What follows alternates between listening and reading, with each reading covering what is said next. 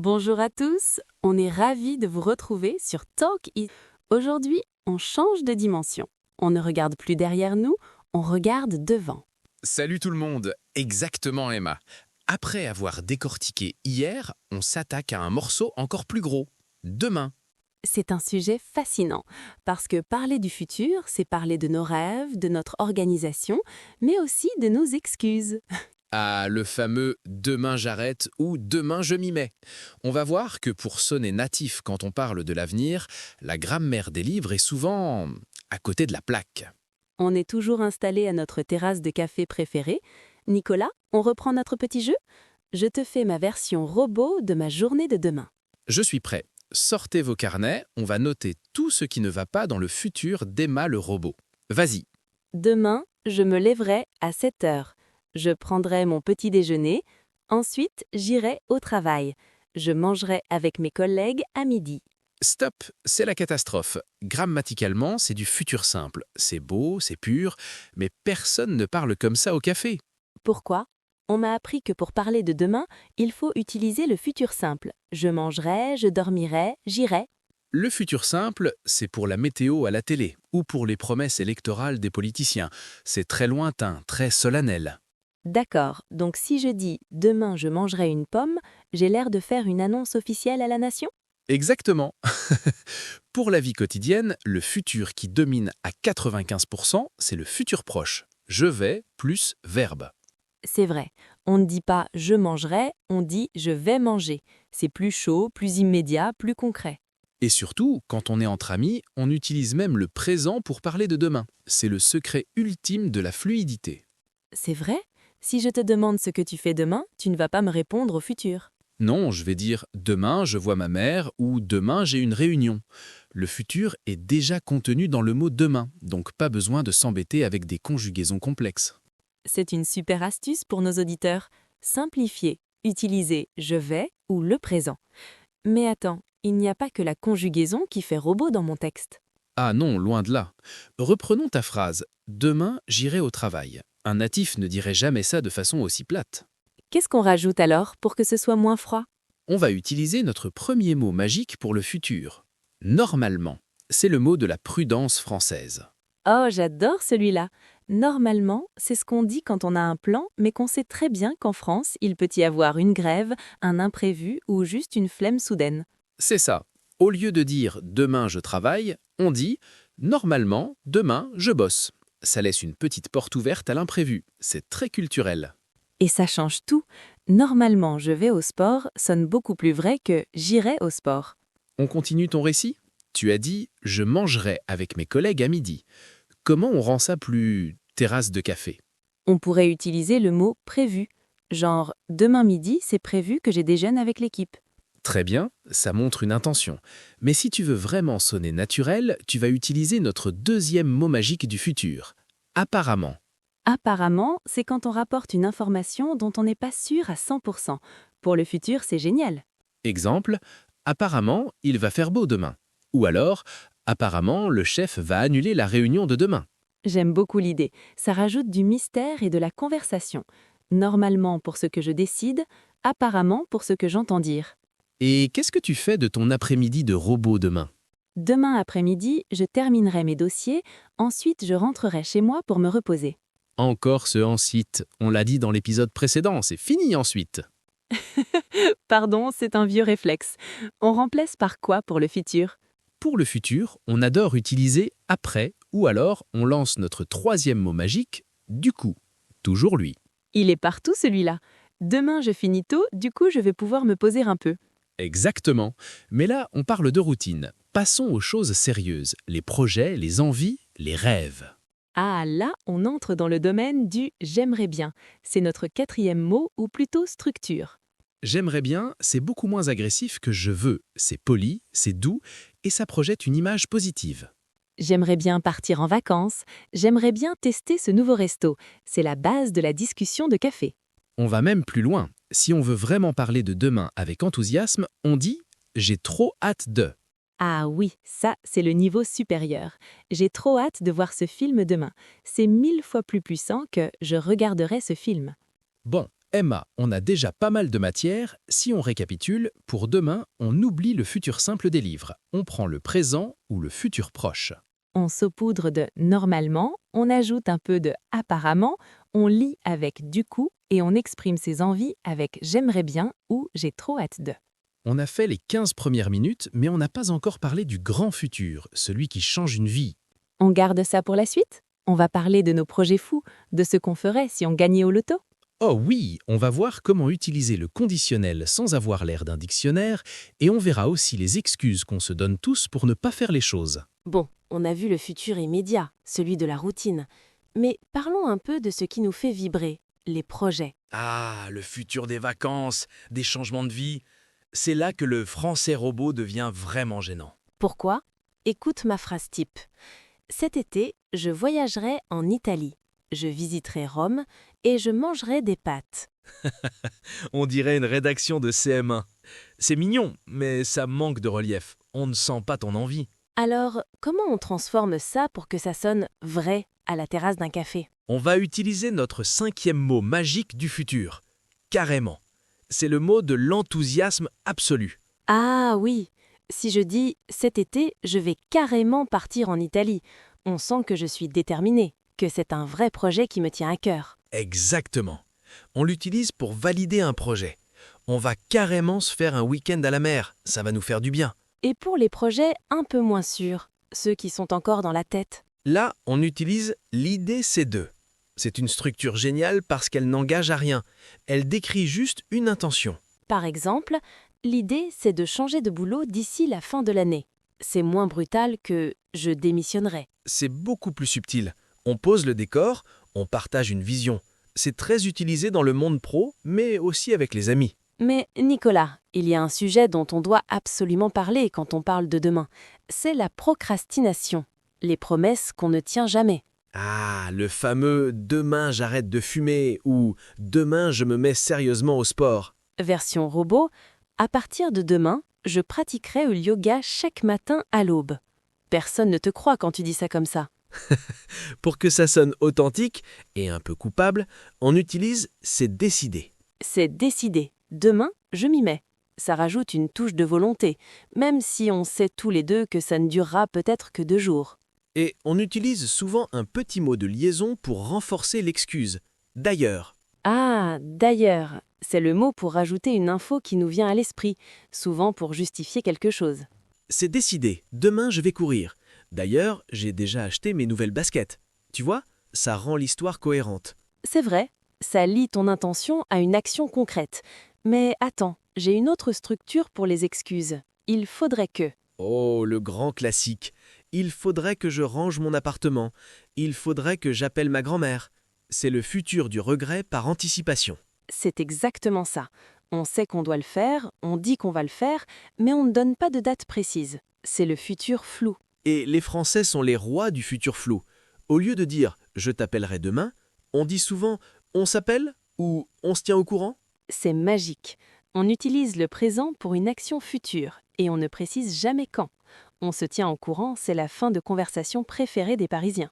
Ça veut dire « je n'ai pas d'agenda sous les yeux, on verra bien quand on aura le temps ». C'est poli, mais c'est flou.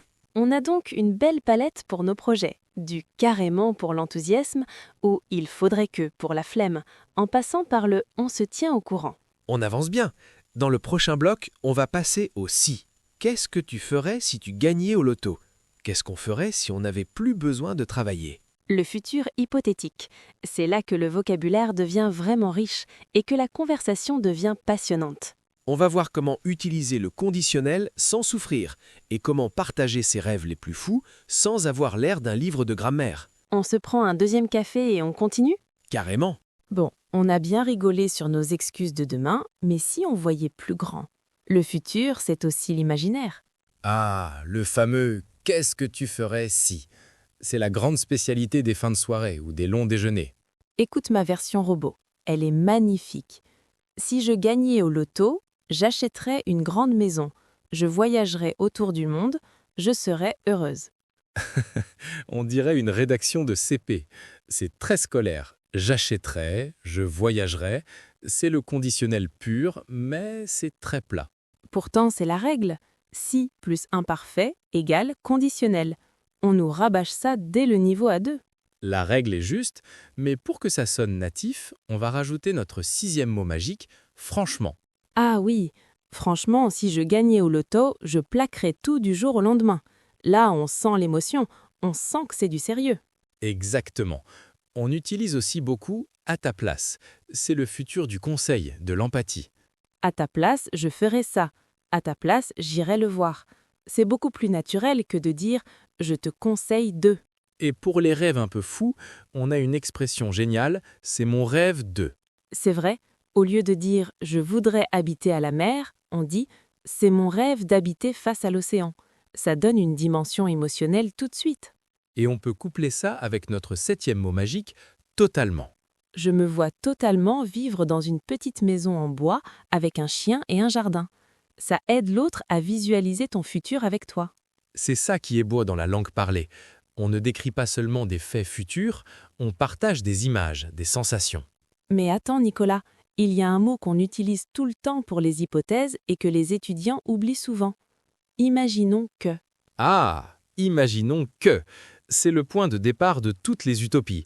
Imaginons qu'on gagne tous les deux au loto demain. Du coup, on arrêterait le podcast ? Jamais. On le ferait depuis une île déserte, c'est tout.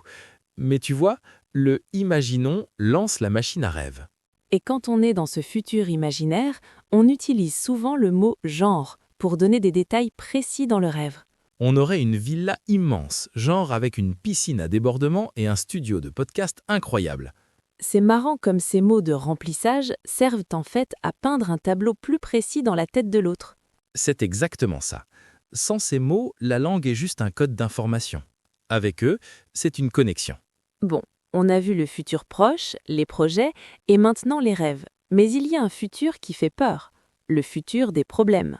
Ah, qu'est-ce qu'on va faire si ça ne marche pas? Qu'est-ce qui va se passer si on ne finit pas à temps? Version robot, s'il y a un problème, nous trouverons une solution. Nous ne nous inquiéterons pas. Grimace. Très professionnel, mais très froid. Dans la vraie vie, pour parler des problèmes futurs, on utilise « au pire ». Au pire, on fera ça. C'est l'expression du soulagement. On prévoit le pire scénario pour mieux se détendre. Au pire, si on n'a pas fini demain, on terminera après-demain. C'est pas la mort. Tu vois comme c'est rassurant? C'est vrai, ça dédramatise complètement le futur. Au pire, c'est le mot de la résilience française. On avance bien. On a presque fait la moitié de notre voyage vers demain. En continu, on a encore plein de choses à voir, notamment comment parler de la météo de demain sans ressembler à un présentateur météo. Et comment gérer les invitations au futur? Tu fais quoi demain soir? On va voir que la réponse n'est jamais celle qu'on croit. Bon, Nicolas, on a refait le monde avec le loto, mais redescendons sur Terre. Demain, c'est aussi les interactions sociales. Ah, le fameux moment où on te demande « Tu fais quoi demain soir ?» ou « On se voit demain ?» Écoute ma version robot. Elle est d'une politesse terrifiante. Demain soir, je serai libre à partir de 18h. Nous pourrons nous rencontrer pour dîner.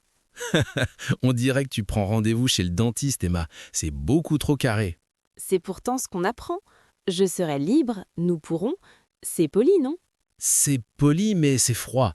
Dans la vraie vie, pour proposer quelque chose demain, on utilise « ça te dit de… » Ah oui, ça te dit de se faire un resto demain? C'est la base de l'invitation amicale. C'est léger, ça ne met pas la pression. Et pour répondre, au lieu de dire « Oui, j'accepte votre proposition », qu'est-ce qu'on dit? On utilise notre 8e mot magique, grave. Grave, ça me dit trop. C'est l'approbation instantanée. On l'utilise tout le temps pour dire qu'on est partant pour un projet futur. Et si on ne peut pas, version robot, je regrette, mais je suis déjà occupé demain soir. Grimace, ça fait un peu fin de non-recevoir. Pour refuser avec souplesse, on utilise « c'est dommage », couplé à « une prochaine fois ». Ah, c'est dommage, je peux pas demain. On remet ça à une prochaine fois? Ça montre que tu as envie de voir la personne, mais que le timing est mauvais. Et on rajoute souvent notre 9e mot magique, carrément. On se voit la semaine prochaine? Carrément. C'est marrant comme carrément et grave sont interchangeables pour dire oui au futur. Totalement. Mais attends, il y a un autre sujet incontournable quand on parle de demain, la météo. Ah, le sujet qui remplit les silences au bureau ou dans l'ascenseur. Version robot, demain, le soleil brillera. La température sera de 20 degrés. On dirait la voix de Google Maps. Personne ne parle comme ça. Alors, comment un Français parle de la météo de demain en restant naturel? On utilise « il paraît que ». C'est le cousin de « apparemment ». Il paraît que demain ça va chauffer. Ou il paraît que demain il va flotter. Flotter, j'adore ce mot. C'est beaucoup plus fréquent que pleuvoir dans une conversation détendue. Exactement. Apparemment, demain il va faire un temps de chien. Tu vois, on utilise des expressions imagées pour rendre le futur plus vivant. Et on finit souvent par « on verra bien ». C'est l'expression ultime du lâcher-prise français face à l'avenir. C'est vrai. On verra bien demain matin s'il fait beau. On ne prévoit pas tout à la minute près. On laisse une place à l'imprévu. C'est peut-être ça le secret pour ne plus être un robot, accepter que demain ne soit pas encore écrit. C'est une belle philosophie, Emma. Mais attention, il nous reste un gros morceau pour finir notre épisode. Ah oui? Lequel? Le futur des bonnes résolutions. On en a parlé un peu, mais on n'est pas allé au fond des choses. Le fameux « à partir de demain, je change de vie ». Oh, celui-là, il mérite un bloc entier. On va voir comment les Français expriment leurs grands changements et pourquoi ils ne les font jamais. On termine notre café et on s'attaque au dernier bloc? Allez, c'est parti. On va voir comment conclure en beauté cette exploration de demain. Bon, Emma, on a vu les projets et les rêves, mais on arrive au cœur du problème, le futur du lundi matin. Oh là là, le fameux lundi prochain, je m'y mets sérieusement. C'est universel, mais en France, c'est tout un art de la procrastination. Écoute ma version robot, elle est magique. Lundi prochain, j'entamerai un régime alimentaire strict. Je ne mangerai plus de sucre. On dirait une punition. J'entamerai, je ne mangerai plus. C'est tellement rigide qu'on sait déjà que tu vas craquer dès le mardi midi devant un éclair au chocolat. C'est clair. Un natif, pour se donner du courage, ou se mentir un peu, utilise une structure beaucoup plus forte. C'est décidé. C'est décidé. Lundi, j'arrête les bêtises. Ou c'est décidé. Je me remets à fond au français. Ça donne une impulsion, une énergie, même si c'est éphémère. Et on rajoute souvent notre mot magique numéro 10. Sérieux. Ah oui, sérieux, demain je range tout mon appartement de fond en comble. Le sérieux sert à essayer de se convaincre soi-même autant que l'autre. C'est ça. On l'utilise pour renforcer une promesse futuriste qui nous semble difficile à tenir. Demain, je me lève à 6 heures pour aller courir, sérieux. Mais Nicolas, parlons franchement, pourquoi est-ce qu'on dit toujours « demain » ? Est-ce que c'est une façon de fuir le présent ? C'est profond comme question. En fait, je pense que demain, c'est l'espace de tous les possibles. Aujourd'hui est déjà écrit, mais demain, on est tous des super-héros. C'est vrai, c'est pour ça qu'on utilise « il serait temps ». C'est le futur du regret. Il serait temps que je change de vie. On sent que le poids du passé pousse vers le futur.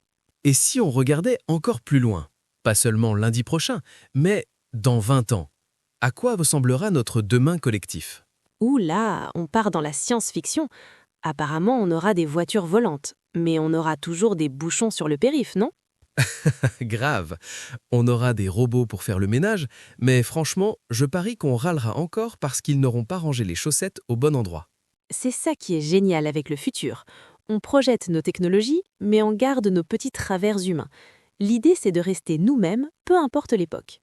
D'ailleurs, si tu pouvais voir demain à travers une boule de cristal, tu voudrais savoir quoi ? Franchement, rien du tout. Je pense que le plaisir du futur, c'est justement qu'il soit flou. Si je savais tout, je n'aurais plus aucune motivation pour me lever. Je suis totalement d'accord. C'est pour ça qu'on finit souvent par « on verra bien ». C'est l'expression ultime du lâcher-prise face au destin. C'est l'anti-robot par excellence. Le robot exécute un programme, l'humain, il avance et il voit bien ce qui se passe. C'est une belle leçon pour tous ceux qui apprennent le français et qui nous écoutent. Ne soyez pas des robots de la conjugaison. Exactement. Ne stressez pas pour votre prochain examen ou votre prochaine conversation. Dites-vous, je vais faire de mon mieux et on verra bien. C'est la meilleure façon de progresser. Enlever la pression du résultat final pour savourer le trajet.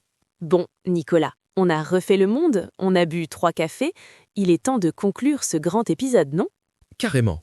Mais avant de se quitter, on veut vraiment donner la parole à nos auditeurs, parce que leur futur nous intéresse. Allez dans les commentaires, c'est votre moment. Quel est votre plus grand projet pour demain ?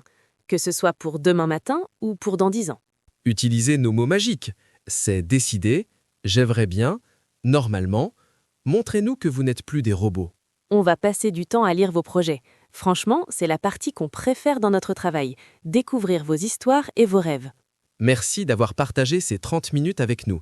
On sait que votre temps est précieux et on est honoré que vous ayez choisi de le passer en notre compagnie. Si ce format long vous a plu, mettez un pouce bleu, abonnez-vous, partagez. Bref, aidez-nous à faire grandir Talkie French. On se donne rendez-vous la semaine prochaine? Grave. À la semaine prochaine tout le monde. Préparez bien votre demain, mais profitez de votre aujourd'hui. Salut! Salut! Clique sur abonner pour découvrir un nouveau thème demain.